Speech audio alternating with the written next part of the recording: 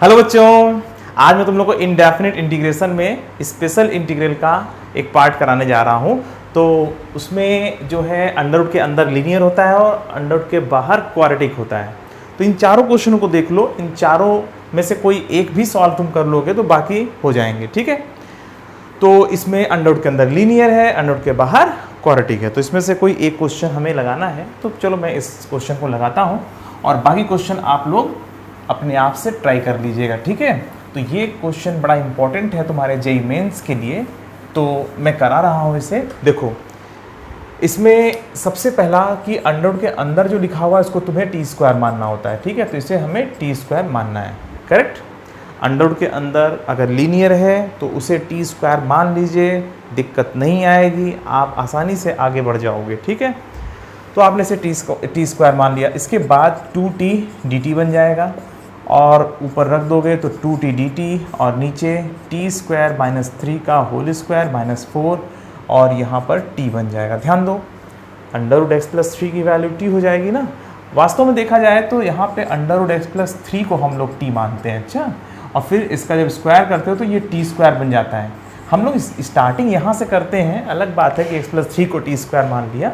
वास्तव में under root x plus 3 को t माना है, ऐसा करके ही हम लोग आगे बढ़ते हैं। फिलहाल तुम एक्स प्लस 3 को टी स्क्वायर मानते हो और जब अंडर रूट एक्स प्लस 3 लिखते हो तो उसकी वैल्यू t आ जाती है, ठीक है। चलिए, तो फिलहाल यहाँ पर हमने एक्स प्लस 3 को जब टी स्क्वायर माना तो हम यहाँ तक पहुँच गए, ठीक है। अच्छा, इसके बाद देखो यहाँ पर t और ये t कैंसल आउट हो जाएंगे, हाँ। अब इसके बाद जो बनेगा 2 dt upon T square minus 3 का होल स्क्वायर माइनस 4 बनेगा। तो बच्चों, कुछ यहाँ पर समझ में आ रहा है कि आप लोग इसमें क्या कर सकते हो। देखो जरा, इसमें क्या कर सकते हो। अब ये a square minus B square का रूल लग रहा है यहाँ पर, तो 2 इंटू डी टी अपॉन यहाँ बन जाएगा टी स्क्वायर माइनस 3 माइनस 2 और टी स्क्वायर माइनस 3 प्लस 2, ठीक है, माइनस 3 प्लस 2, ठीक है। ये तो एकदम सिंपल सा है। आपने क्या किया, ए स्क्वायर माइनस बी स्क्वायर का रूल लगा दिया और आप यहाँ तक पहुँच गए। ये बन गया D T upon T square minus 5 और टी स्क्वायर माइनस 1, ठीक है। अब इसके बाद तुम आसानी से इसको पार्शियल फ्रैक्शन का यूज़ करके तुम सॉल्व कर सकते हो। तो कुल मिलाकर के अंडर रूट के अंदर अगर लीनियर लिखा हुआ है तो उसे आप टी स्क्वायर मान लीजिए, ये आपको समझ में आ जाना चाहिए, ठीक है। तो देखो, एक चीज़ मैं तुम लोगों को और बता दूं, जब x प्लस 3 को तुम टी स्क्वायर मानते हो तो जब अंडर रूट के अंदर तुम टी स्क्वायर रखोगे, भाई इसको हम इसमें रखते हैं ना, ये जो हम मानते हैं इसको हम फिर इसमें रखते हैं। तो x प्लस 3 को जब यहाँ रखते हो तो यहाँ पे मॉड टी आ जाना चाहिए।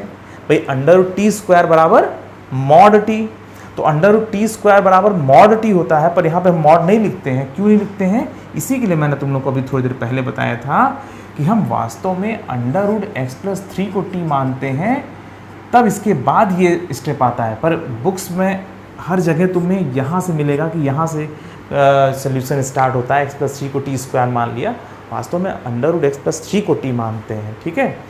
तभी तो यहाँ पर जब आप लिखते हो तो यहाँ पे मॉड टी नहीं लिखते हैं। अगर एक्स प्लस 3 को टी स्क्वायर माने होते तो अंडर रूट एक्स प्लस 3 को फिर तुम मॉड टी लिखोगे। क्यों? क्योंकि under root T square mod T होता है। फंडा क्लियर है ना? अंडर रूट के अंदर टी स्क्वायर है तो ये मॉड टी होके बाहर निकलेगा। तो ऐसा हम नहीं करते यहाँ पर, ठीक है। ऐसा क्यों नहीं करते? क्योंकि हम अंडर रूट एक्स प्लस 3 को टी एज्यूम करके चल रहे होते हैं। करना वही होता है, हम लोग यहाँ से भले स्टार्ट कर देते हैं पर हम कभी यहाँ पे मॉड टी वगैरह नहीं करते, ठीक है। हमें उस स्टेज से मानना होता है जहाँ पर मॉड वगैरह नहीं आता है। तुम ऐसे भी समझ सकते हो थोड़ा सा कि ठीक है, एकदम स्टार्टिंग में जो लिखा हुआ पार्ट है उसी को टी मान लेते हैं, फिर उसके स्क्वायर करके हम आगे बढ़ते हैं, ठीक है। चलो, तो फिलहाल जो है यहाँ तक पहुँच गए। अब हम क्या करेंगे, अब इसको पार्शियल फ्रैक्शन कर लिया जाए और एक काम और कर सकते हैं। इसमें बड़ा टर्म कौन है? ये है। इसमें से छोटे वाले टर्म को घटा दो। टी स्क्वायर माइनस 1 में से टी स्क्वायर माइनस 5 घटा दो, ठीक है। और नीचे T square minus 5 T square minus 1, ठीक है। और इसको घटाने के प्रोसेस में नीचे 4 भी आ जाएगा, क्योंकि जब आप इसको घटाओगे तो टी स्क्वायर कट जाएगा, माइनस 1 प्लस 5 प्लस 4 होता है। तो इन दोनों को बराबर भी रखना है, इसीलिए हमने ऐसे किया। हम पार्शियल फ्रैक्शन से भी कर सकते थे। हम इसको a अपॉन ये प्लस b अपॉन ये लिख करके a और b की वैल्यू निकालते। हम एक शॉर्टकट भी यूज़ कर सकते हैं। अगर नीचे दोनों जो है दोनों की जो पावर है वो सेम है, ठीक है, और माइनस करने से वेरिएबल कट जा रहा है, तो बड़े वाले में से छोटे वाले को माइनस कर दो और जो कोई कांस्टेंट आ जा रहा है एक्स्ट्रा उससे डिवाइड कर लो, ठीक है। तो ये बन जाएगा 1/2 और ये कट गया तो 1/t² माइनस 5dt और -1/2 और dt/t² माइनस 1, ठीक है। अब इसमें तुम आसानी से सॉल्व कर सकते हो, ये सीधा सीधा फार्मूला यूज़ हो जाएगा यहाँ पर, ठीक है। 1/x² माइनस a² का फार्मूला लग जाएगा, यहाँ पे भी 1/x² माइनस a² का फार्मूला लग जाएगा और आसानी से तुम सॉल्व कर पाओगे।